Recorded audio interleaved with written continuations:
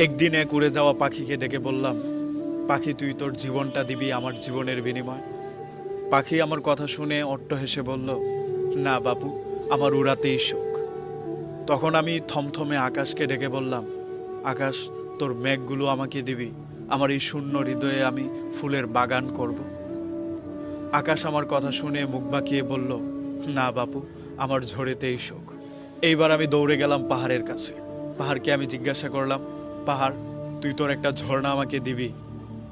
পাহাড় আমার কথার প্রতি উত্তরে বলল, সাগরকে ভালোবেসে আমি আগেই সব লিখে দিয়েছি। দৌড়ে আমি তখন চলে গেলাম সাগরের কিনারে।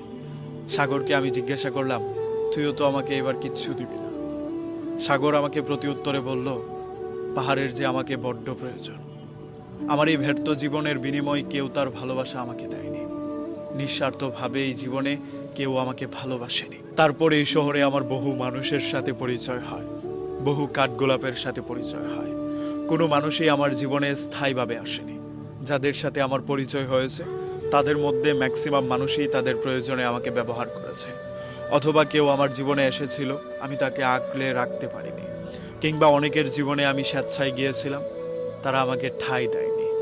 অতঃপর আমার কিছু কাঠগোলাপের সাথে পরিচয় হয়েছিল, তারা আমাকে অনেক গুরুত্ব দিয়েছিল। তাদের সাথে দেখা হওয়ার প্রথম প্রহরেই তাদের সাথে আমার দুঃখ বিনিময় হয়েছিল। এরপর থেকে কেউ আমাকে ব্যর্থপ্রেমিক বলে ডাকলে আমি তাদেরকে প্রতি উত্তরে বলে দেই, কাঠগোলাপ আমার প্রেমিকা।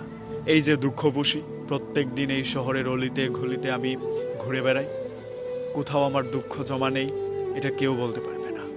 আমি যেথায় গিয়েছি সেটাই আমার দুঃখ জমেছে।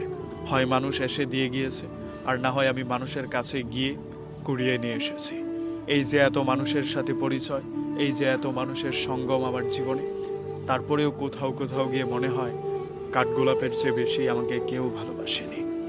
সাগরের কাছে গেলাম, সেও আমাকে ফিরিয়ে দিল। বিশাল বিস্তৃত পাহাড়ের কাছে গেলাম, সেও আমাকে রাখতে চায়নি।